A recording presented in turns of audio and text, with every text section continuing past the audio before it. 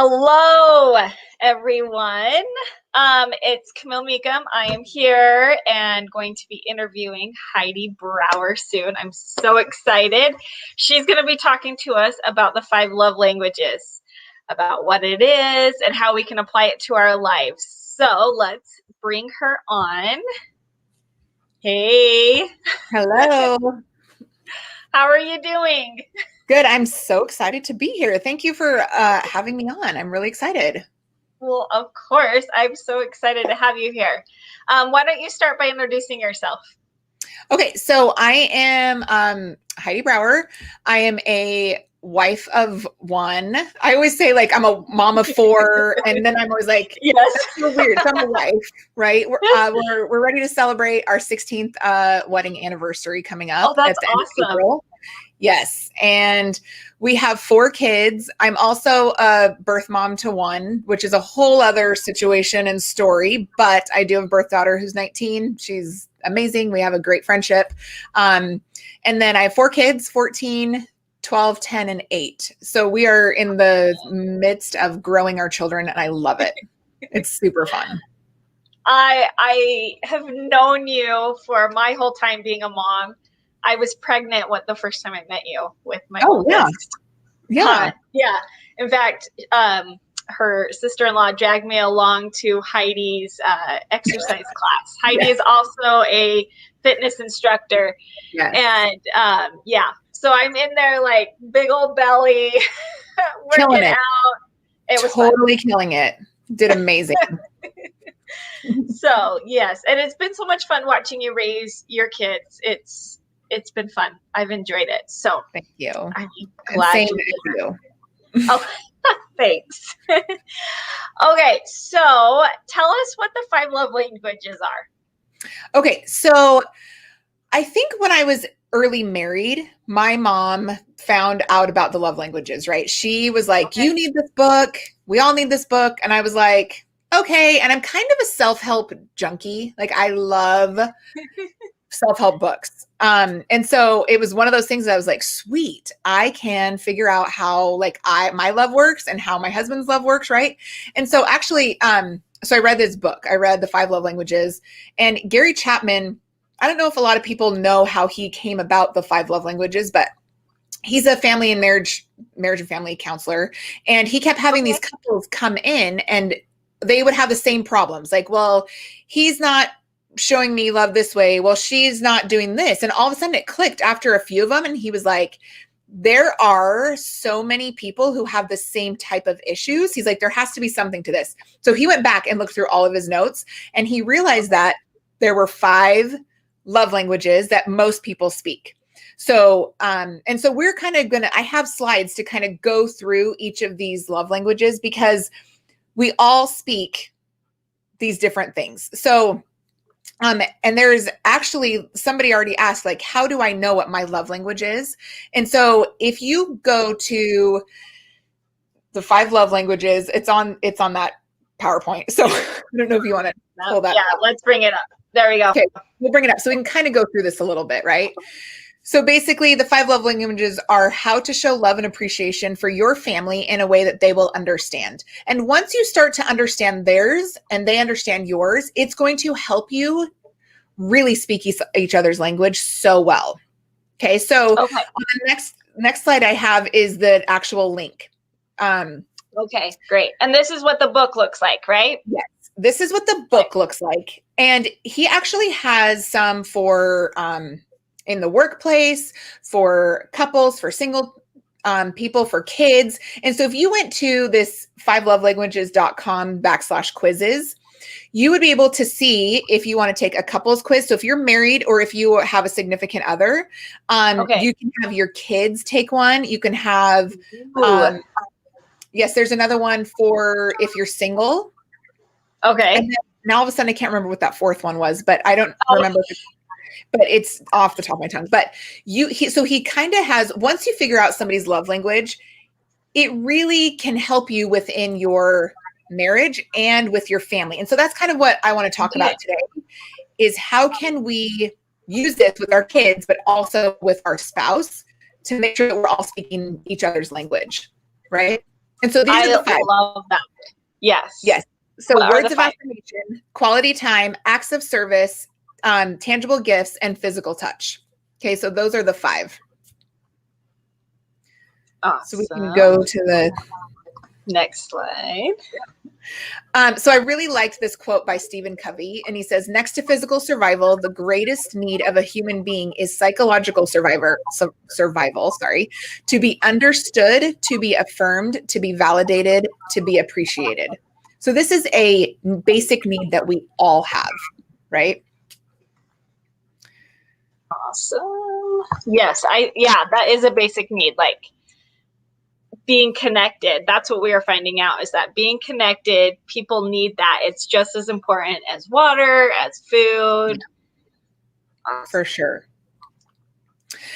So I wanted you to kind of ask yourself these questions. In your marriage or family, do you ever hear, you don't show me that you love me. No one cares about me or my feelings. No one wants to spend time with me. No one helps me around here.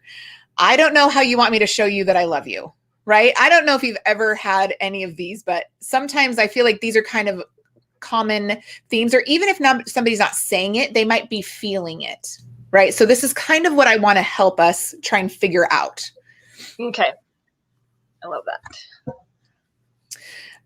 Okay. And then just like you would need to learn basic words to visit a foreign country in order to have a more successful trip, learning how to speak your loved one's love language is vital to a happier and healthier marriage and family relationship. Because you need to be able to know what they are thinking, whatever, right? So yeah, this part's super important. Okay. And so then I kind of had this like question, like, what do you mean we all speak different love languages? If you've never heard of love languages, you're probably thinking, seriously, there's one more thing I have to like figure out about my family. But I promise you that when you figure this out, it will start to make so much sense, and you will be able to show people in your family love the way they receive love.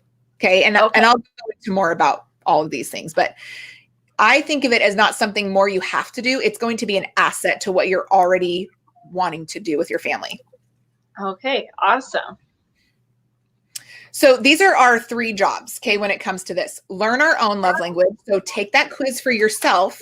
And if you are married or have a significant other, you're going to want to take the couples quiz, because it's going to ask you things like, you're going to have 2 choices, okay? And it would say, I love when my significant other buys me a gift. And the other one will be like, I love when my significant other helps me do the dishes. So you're going to choose one of the 2 that speaks to you the most. And after you go through this whole quiz, you're going to be able to find out what your top 2, usually everybody has a first and a secondary. So they might be a couple points each other. And then you're also going to know which one is your very last one, where you might be getting a 0 on it, or a 1 or a 2, which is super common. It's also helpful to know language is not yours, right? Yeah. So it's our job to learn our own and be willing to share what it is with our loved ones. Okay. Do languages ever change? Yes, they absolutely can change. So I feel like before I got married, my numbers were a little bit different. And actually I have the same book that I took when we were first married, and it has drastically changed. My children ruined physical touch for me not ruined it, but I just don't want to be touched. And we'll talk more about that later, but things can absolutely change and grow because we are growing, evolving human beings. So it's very normal to have things change. Yeah. Okay.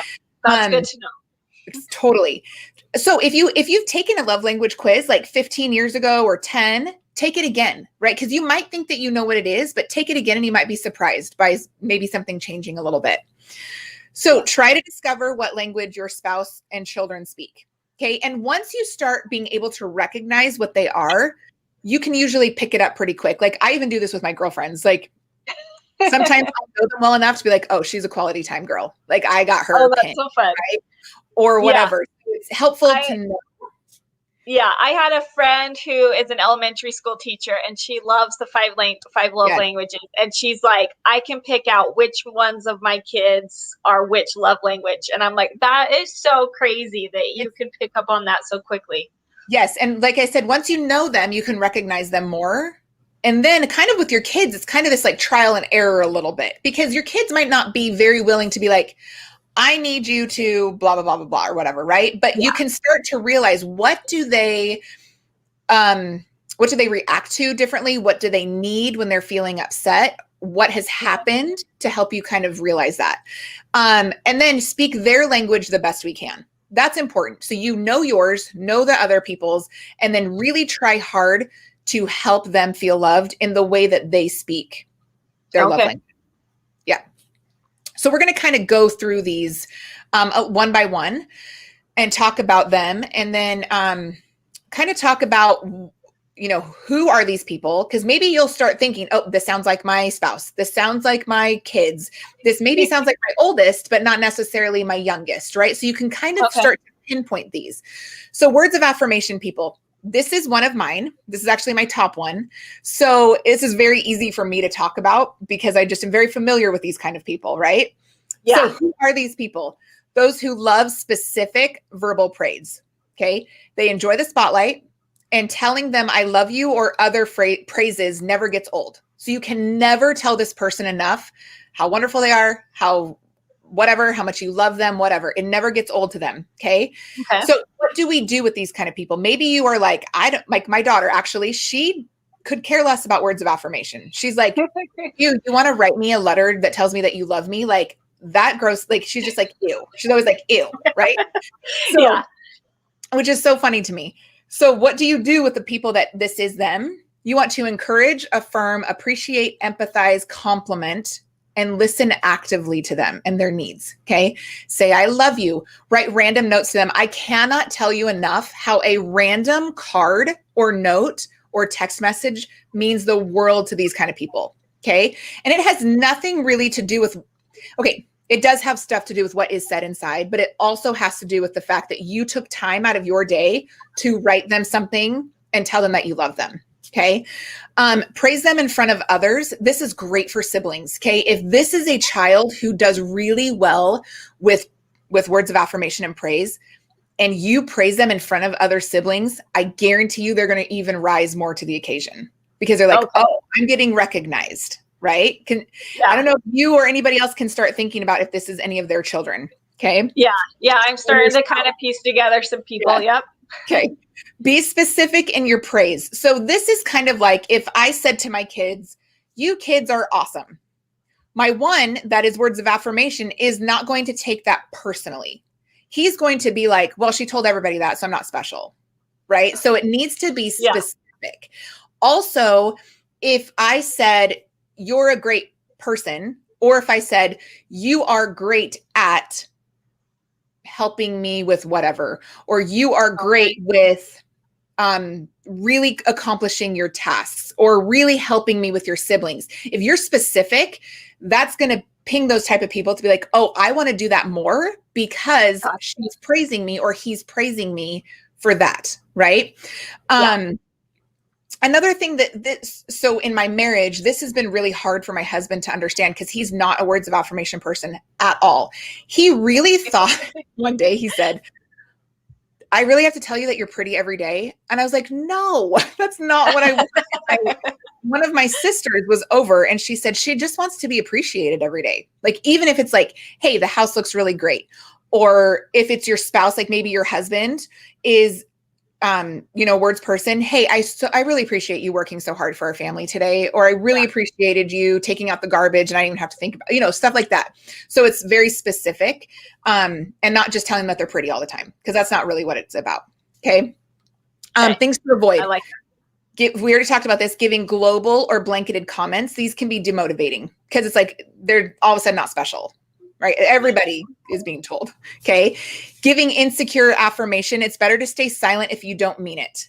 So let's go back to my husband. If he says, oh, I like really appreciate you cleaning the kitchen. Like, is that what I'm supposed to say? Then all of a sudden I'm like, that doesn't mean anything. Like you are literally saying like you have to. Okay. So it's better to be quiet and to not say anything. Okay. Giving them negative feedback without positivity. So this is where I call a compliment sandwich. This works for spouses and for children. Okay. Love the sandwich. Yes. If you want them to work on something, let's say their room is always a mess and you just really need them to like try and keep up after themselves. You can say, hey, I so appreciate you getting your homework done today. I would really love for you to work on your bedroom, or help with that. Yeah. Or you know what I'm saying? Like if there's something that you want them to work on, compliment with the thing that they need to work on. The change inside. They start, oh, I'm awesome. Oh, not so much. I got to do this. Oh, but she still really loves me because I'm still awesome, right? It's totally with the compliment sandwich, okay? And then not recognizing them or giving any positive feedback. That's really hard on somebody because this is what they feed off of, right? Not being recognized at all. So, I don't know if there are any questions specifically about words of affirmation. I don't know if you have any questions, Camille, specifically, but I just see myself in this too. So I'm curious. I'm so excited to go take the quiz and find out what I am. But yeah, like the not recognizing them or giving positive feedback, you just feel like you did something for no reason. And which sometimes or like people didn't like what you said or did. Yeah. Yes. You internalize a lot. Words you internalize. And also I forgot another thing to avoid is any negative. So like if I'm in an argument with somebody, something negative that they say to me is going to affect me a lot more than people who are just like, I don't really care what they said. Like we internalize words a lot more. Words have a huge meaning. So yes. And you go back to them. You're like, well, they thought this of me at one point. So that just keeps coming up. Yeah. Yes. Yeah. So you have to be very careful with what you say. Yep. You do. Yes. All right. We can go to the next one. Perfect. Quality. So this one is quality time. So again, like I like these charts, right? It's who, what can I do, and what to avoid. Okay. So quality time, people who feed off of just being with somebody or having your attention. Okay. Yes. They enjoy dates, one-on-one time, meaningful conversations. Okay. Actions with this one is maintain eye contact, resist the impulse to interrupt. Okay. You guys, I cannot encourage you enough to put this away. If you are with somebody who is a quality time person, silence it, put it away, turn it upside down. Because if you're a person who has the impulse to be distracted, those people, you might as well tell them that they are not worth your time, because time to them equals love. Okay. Listen for feelings as well as thoughts, observe body language.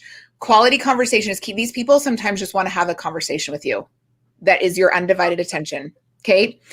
What you can do, create special moments together. Maybe this is your spouse. This is one of my husband's. And so if I said to him, hey, do you want to go get lunch? Or what do you want to do Friday night? Dates are super important to him because it's me and him and we get one-on-one time. That is me showing him that he's important to me. Okay. And just be with them. Like he literally sometimes just wants me to sit on the couch with him. He might be scrolling on his phone and I'm watching TV, but to him, we're still spending time together. Right. Because you're next to each other. You're in the same room. Yes. Perfect. Yep. So avoiding this is being distracted by your phone or with other things while with this person, ignoring what they are trying to tell you, acting like you don't have time for them, or going long periods of time without spending time with them. Okay. So my daughter, this is also my oldest. This is one of hers. She cannot stand when we pick up our phone or we're trying to think about something else. She loves one-on-one dates. So this is huge for me and my 14-year-old. She's a teenager. So if she wants to spend time with me, I'm going to take her up on it because that I know is important to her. Right.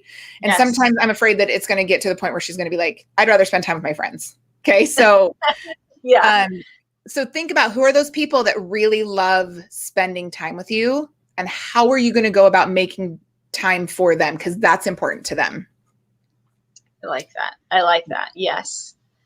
I actually see this in my oldest also. Like he wants to play Minecraft by sitting right next to me and wants me to put down my phone or put away my computer or my book. And he's definitely a quality time guy. I can see that right now. Yes. Perfect. So quality time is just spending that time with them. You don't have to be doing. Sometimes you don't have to be doing anything. Okay. Well, it is paying attention. It just kind of depends on who it is, right? Like if I'm on a date with my husband, he doesn't want me on my phone. But if we're Yes. at home, and maybe we've already spent some time together, we've played a game or something, maybe I've already filled that bucket. So now just being there next to him is important to him. Awesome. Yeah. Okay. Perfect. Yeah. Ready to go on? Yep. Okay. Acts of service people. So a lot of times moms think that this is them, but it could and it couldn't be, right? It could just be that you just want people to help around the house. But these are people who appreciate help with chores, tasks, especially if it's simple things that they can do for themselves. Okay, so if like, let's say like acts of service, that's maybe a middle ground for me. But like if my husband went to go run an errand and he brought me back like a soda or a drink or something, like I could have went and got one myself, but for him thinking about me and bringing that to me. So that's an example. Or somebody like changing your laundry, even if they didn't have to, if it wasn't their job, right? Yes. Actions, use action phrases like I'll help. They want to know you're with them and there to help. Okay. Doing chores together, working on projects together. Don't forget them when you tell them that you will do something. Okay. Like don't say like, oh, I'm going to help you with this. And then later be like, I got too busy. Because that's, they really like enjoy either doing something like with you, or they know that you are helping them so that their load is lighter. Yes. Okay. And we already said doing simple things for them that they can do for themselves. Okay. Things to avoid, making the requests of others a higher priority. So these people are really like, if you say you're going to help me, or you helping them make them feel like they are on top of the world. Like they love that you help them. Okay. Don't do it with a bad attitude. That's going to all of a sudden, well, I don't even want you helping me. Right. Things over your way. This is a huge one. Okay. If you are a person who's doing something and somebody comes in and takes over and does it their way, that's going to scream to these acts of service people that you don't love them, that what they're doing is not good enough. They don't care, whatever. So you want to make sure that you are coming in and saying, I'll help with, or how can I help you with, instead of saying, I'm just going to do it. Right. Gotcha. There's a way of coming in and saying, I want to help you with this, or let me take this off of your plate. But it kind of has to be their idea. It kind of has to be like, give this to you to do, instead of you coming in and saying, I'm going to do it my way. Because that's going to make them be like, that's not sincere. Okay. Yeah. And then lack follow through on tasks, big and small. So again, if you're going to tell them you're going to do something for them, you need to follow through and do it. Okay. Awesome. So it sounds like a lot of trust is within this. Yeah. Because because as human beings, I think especially as moms, we can do a lot of things ourselves. Like we can do it our way ourselves. But if you have somebody that's wanting to come in and help you, it needs to be sincere and it needs to be done. Right? Yeah. Because I even think that sometimes it doesn't even necessarily have to be done the right way, as long as it's done. And it's one thing that's taken off of your plate. Yes. Right. So it's a huge way that a lot of people feel love, is when people do kind things for them. So, I love that. Awesome. Yep, we're good. Next one. So receiving gifts. So this is another one of mine. So it's another easy one for me. And this gifts is kind of sometimes misconstrued. So some people think, oh, you want to get all the gifts. You want to get all the things. And that has nothing to do with it. Okay. So we're going to talk a little bit about that. These are people who love receiving gifts. They love knowing that someone thought of them while picking out something means a lot to them. Okay. This is for kids. They can be motivated by money. These kind of kids can be motivated by, hey, do this chores in getting allowance. They could be motivated by that. Okay. Awesome. Yes. Actions, give gifts with meaning or thought. Okay. So this is an example of, if let's say that I had a friend who got me a mug that was Star Wars. Okay. I don't care about Star Wars at all. And my family knows this about me. I have friends that know this about me. But if somebody said that they were at the store and then they gave me a gift with a Star Wars mug, I would be like, what is this? Do you even know me? Do you even know me? So it means nothing. Now, let's say that they gave me, so I have this mug right here in my office. So I use my pens because I have a million pens. And this is Ray Dunn. And it's a mug and it says dream big. Now, if somebody got this for me, I'd be like, this person knows me. Okay. Yes. They know that that I'm a dreamer. I'm a big time dreamer. I love to make goals, put them out there. I love Ray Dunn. They not even necessarily need to know that I love Ray Dunn, but I love words. Okay. Again, there's the word thing. Okay. So they're going to give me something and it means everything to me. It could be a $5 mug and I would feel like the most special person in the whole world for that moment. Right. So, giving gifts that have value. So it doesn't mean money. Again, it could be just that it means something. You could make something for somebody and it could be just out of random things that you put together and it can mean everything to them. Okay. That's awesome. And express gratitude when receiving a gift from them. So if I gave you a gift, Camille, and you were just kind of like, oh, thanks. I would be like, wait, but I picked that out for you. Like that meant something to me that I spent time to pick this out for you. So if you have a friend who is a big gift person, kind of make it a big deal when they give you a gift. Okay. Be like, oh, thank you so much. That means a lot to me, blah, blah, blah. Right. Things to avoid: giving gifts without thinking about the person again, giving leftover items. Okay. These people see right through this. Yes. Forgetting special occasions. Okay. And lack of enthusiasm while gift giving. So again, Camille, if you gave me a gift and you were like, here you go, here, I'd be like, wait, that's all I mean to you. Right. So it's, so make sure that don't forget those special occasions. Those are big to those people. Okay. And again, you don't have to spend a bunch of money, just something meaningful. Okay. I like that. Yes. Yeah. I love that. Yeah. And I can totally see that because, I love gifts that have thought behind them. And I love when I am like, oh my gosh, I'm totally thinking of this person because they gave me this gift. Yes. So totally see these gifts. Yes. It's something special. Okay. Then we go to the last one. This is physical touch.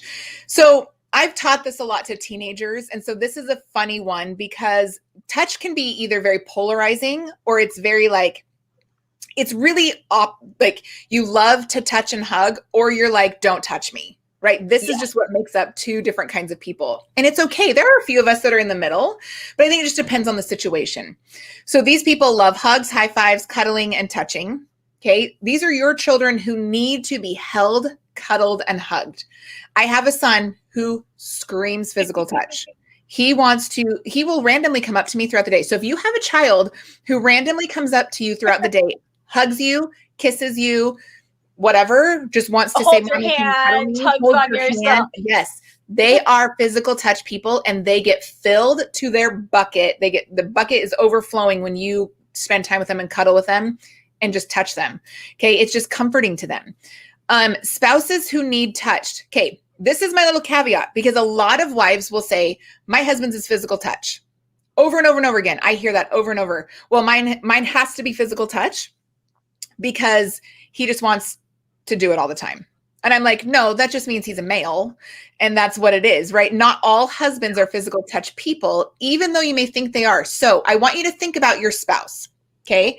And if he is always wanting that, what does he want after that's done? Like when it's all said and done, that night, that day, whatever, what does he need to feel your love after that? Okay. So like I said, my husband's is still quality. It's quality time. It's also still physical touch. And I know this because he wants me to rub his feet or scratch his back every day. And I will tell you, because that's his love language, I do it for him.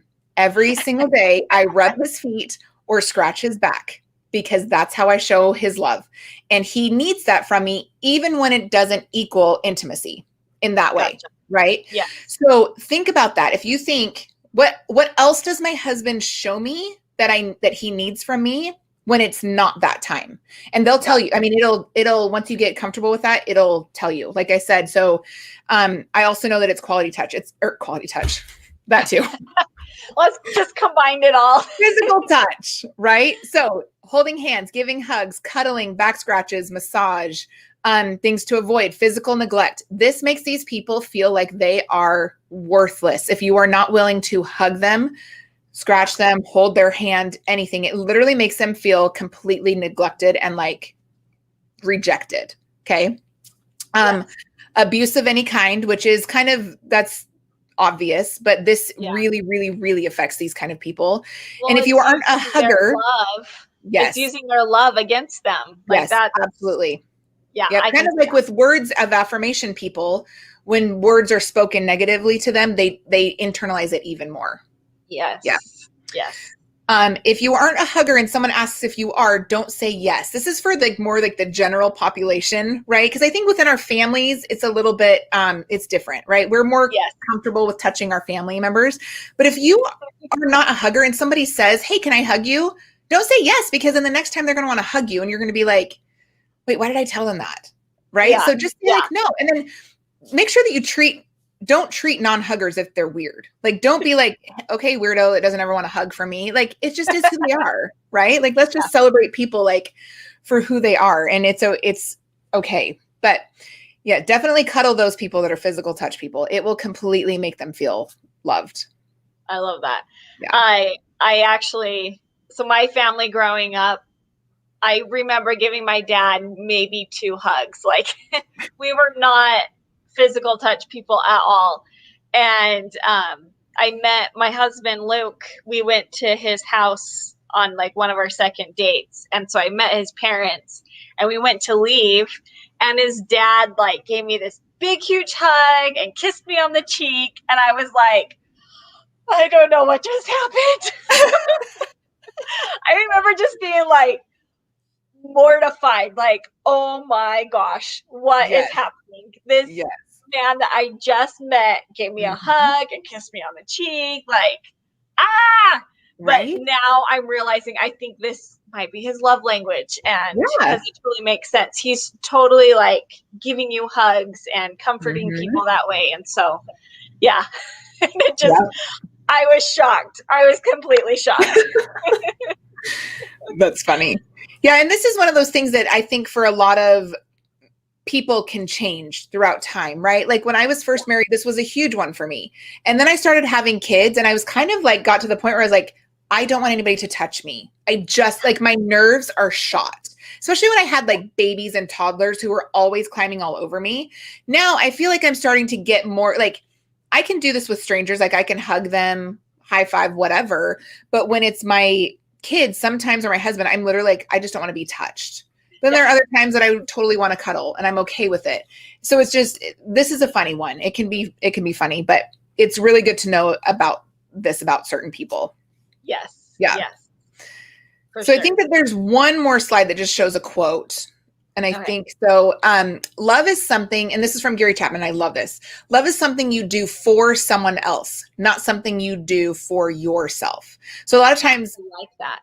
Yes. A lot of times we're really focused on, well, nobody loves me. I don't know how to, like, why is nobody showing me that they love me? But I think what I've learned is if you are constantly trying to give love to other people, they're going to naturally want to give that back to you. And sometimes that's where learning each other's languages is really important, because even though my husband doesn't speak my love language of words of affirmation, he knows about it. So I know that when he's doing it, I know that he's trying, and that means something to me, right? So then it makes me want to turn around and continue to scratch his back and continue to spend time with him and go on dates and do all those other things that he needs to feel his love so that I can also get that back in return. Yeah. Okay. Awesome. So I think that was the end of the slide. Oh, nope. Keep going. You're done. We're done. Sorry. We're done. Okay. Perfect. Yep. That was it on that one. Sorry. I didn't realize there was another. I had to give this presentation for a team situation. Oh, okay. Yeah. So I had to kind of like make it to how do you show your team members and people that you work with. So that's the rest of that slide. That's what was happening. I didn't realize that was on there. Nope. We are good. Awesome.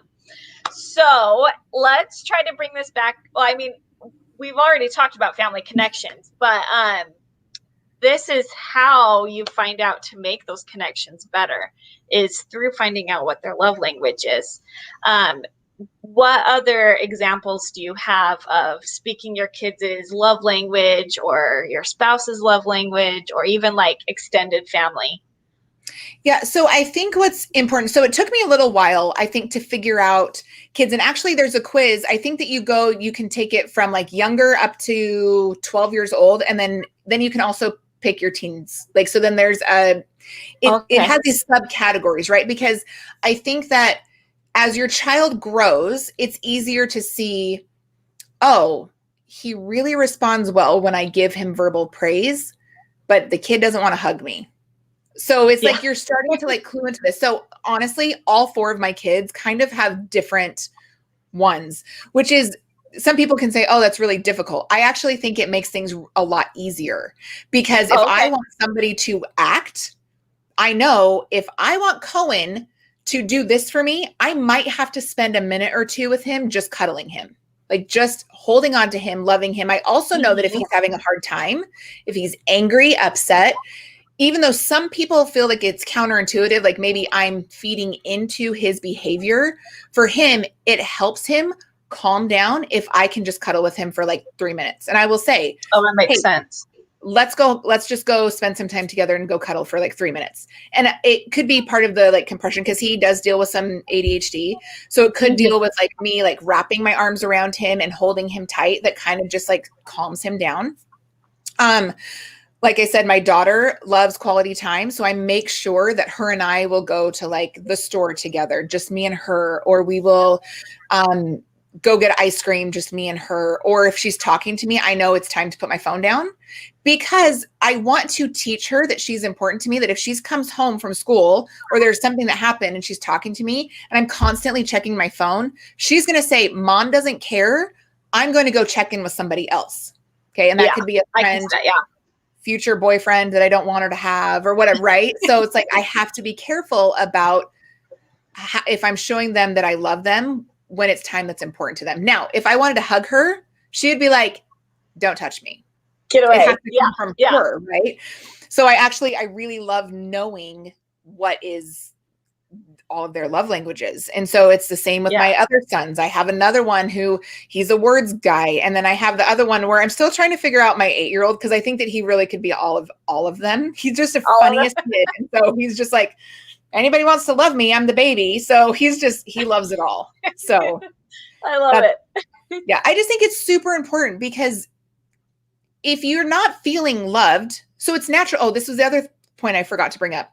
It's natural for me as a gifts person and a words person to want to give that to other people. Yes. But that might not be what they internalize as love, right? Yeah. So I have these girlfriends who know that on my birthday, I love handwritten cards. Like, I love it. I love people taking the time out. So they actually tease me, and they know this about me. So they tease me every time it's my birthday. They're like, we don't write cards for anybody else, but here's it is for you. Like, because I know that that's how you feel loved. And it's kind of a joke now, right?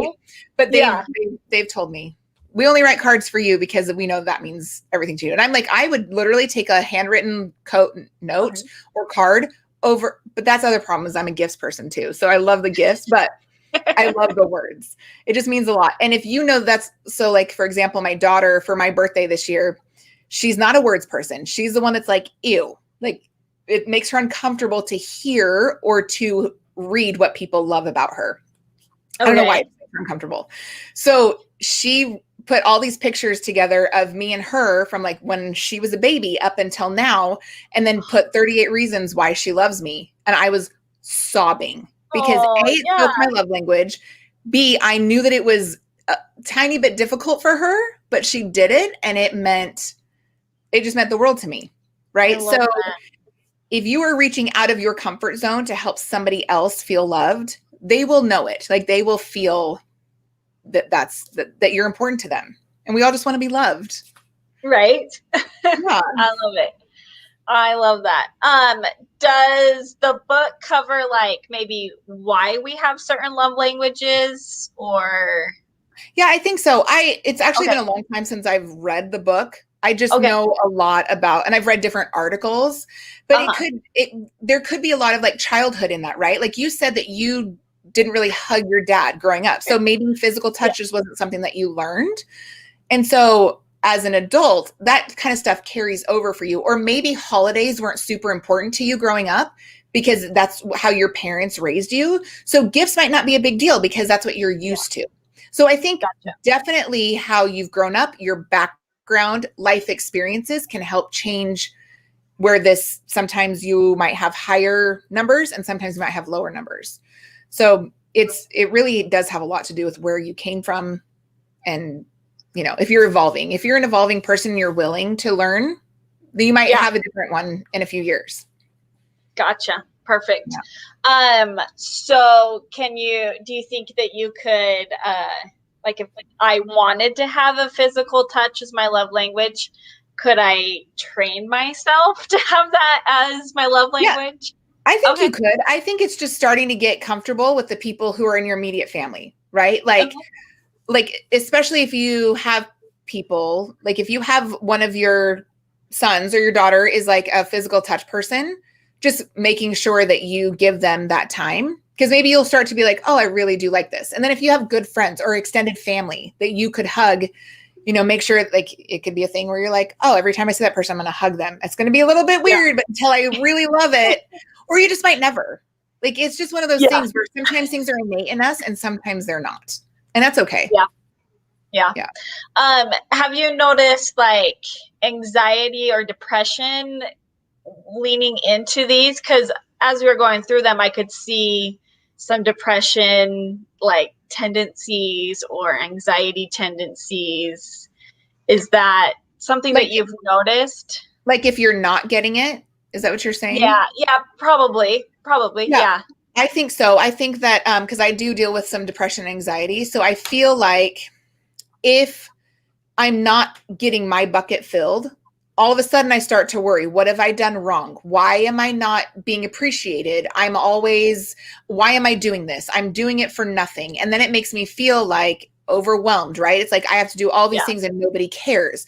So you do have to be careful. And that's why it's so important to know your spouses. Also, this was another tip that kind of goes into this, is when you approach your spouse to take this quiz, please don't say, hey, Heidi said that you have to take this quiz and this is going to help our marriage. I mean, can you see how that could be received, right? So what I would suggest is, hey, I learned about love languages today. I would love if you would take this quiz with me so that we can know how to show each other our love, right? I love that. Yes. And sometimes like it's in your approach. Like if I went and told my husband, hey, I learned how to fix us, he'll be like, okay, wait, there's what? Something wrong with this, right? Wait, what's wrong, right? So you have to approach it as in like, how can it enhance us? And I've also taken time where I have said to my husband, sorry, sometimes this gets, I've also approached him and I said, how can I show you better that I love you? Okay, because if you have a spouse who's not willing to take the quiz, if they're like, that's stupid, I don't want to do that, I just, whatever, like I hate these things, okay? If you approach it and says, how can I show you better that I love you? They might give you the answer without taking the quiz. They might say, I just really want to go on some dates with you. Or I just really want to play a game with you or spend time with you. Oh, guess what? That's quality time, person. What if they said, I just would really love for you to help me out around the house. Or I would really love for you to help me out with a project outside. Service. Their acts of service. Yep. Acts of service person. Okay. I really feel loved when you scratch my back. Or you could even say, when do you feel love from me? Well, I really feel love when you cuddle with me, when you scratch my back, when you whatever. Okay. Then all of a sudden you can like start seeing these things where it's like, they might not necessarily have to take the quiz, because if it's going to turn them off, you don't want that. Yeah. Because there are a lot of spouses that do that, male and female, because a lot of times there are people who don't want to be fixed. Right. And they feel like self-help books or quizzes are to pin you into a box. And a lot of times people are like, I don't want to be put in that box. So just start asking questions like, how can I show you that I love you? Or when do you feel love from me? That'll help you recognize those two. Awesome. I love that. I love that tip on how to put it into your life and personalize it. For those who are single, who do you suggest they go and talk to? Like their parents, their friends? Yeah. So this can be a conversation where it's like with your family members, with your friends, with, I teach to sometimes teenagers about how to make this part of your friendships, because once you start learning it, you can absolutely put this into your friendships. Like I have a friend who's a quality time person. I know that when I'm with her, I do not look at my phone at all. And I let my husband know, when I'm with Kathy, I am not going to be answering my phone unless there's an emergency, because if I pick up my phone, she's checked out and she's like, Heidi doesn't care about me. Okay. So I get that. Friendships. If you start to develop a relationship with somebody, make that just kind of be like thinking like, what does this person need from me? How are they showing me that they love me through my love language? Yeah, I mean, this can literally be used with every type of relationship. It doesn't have to be a marriage. It doesn't have to be a parent-child. It totally friendships, work environment, extended family, immediate family, really anybody that is in your life. I love that. I love that. Yeah. And like with families, you could do it with your uncle and your aunts and have that cultivated relationship and have that connection that you can continue to grow. So I love that. Yes. We just saw my grandma this last weekend, and she just reached out and held my hand. And like, she just needed to sit there, and she just held my hand. And I know that meant a lot to her, that she just wanted to like have me hold her hand, because we were literally just sitting there at the park and she just was holding my hand. She was having conversations with other people kind of, right? But she was just there, just holding my hand. And I think that helped her know that like I loved her and that she loved me. So grandparents, for sure, like they also want to feel loved, because I think they already are feeling a little bit disconnected if they start losing their hearing, or they're not really up with all of the hype of like everything else that's going on. Finding little ways to show your grandparents that you love them is huge. Huge. Yeah, that's huge. I love that. I love that. Awesome. We do have Rhonda. We love Rhonda. She says she's from Salt Lake, Utah. And she thinks I might be words and maybe quality time, but she has no idea what her kids are. Weird, they're adults. Do you have any tips for her? Yeah, so I would take the quiz. And then maybe if your kids, maybe your kids are going to be like, I don't want to hear from my mom again about how to live my life, or whatever. Or maybe your kids would be really receptive and just be like, hey, take this quiz. It's fun. If you make it fun, like, it would be fun to know what all of our love languages are, right? So that way I can know how to love you better. If you make it a positive thing and not, I'm trying to fix you, it's going to be it could be, a positive thing for them. And what else I think that you could do is, just like I said with my spouse, your spouses, you could say, hey, how do you feel loved by me? Like, what makes you feel loved by me? And it could be, Mom, I really love when you pay for my lunch. Or I really love when you just call and check in on me. Or I love when you send me a text.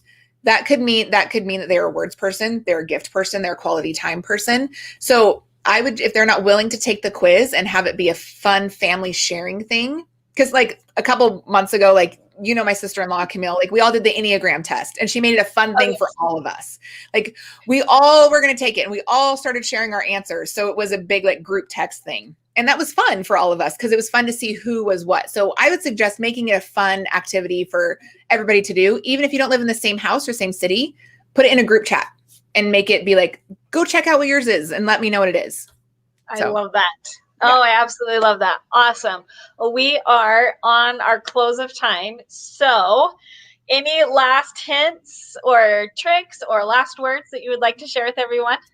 I would just say, just know that everybody wants to be loved. And if you can find out what their language is, their love language, it will help you a ton. A lot of people say, well, food is my love language. And I don't know if you guys have seen, there's a meme that talks about tacos, and it could really, you could put any food in there. It's like, make me tacos, go get tacos with me.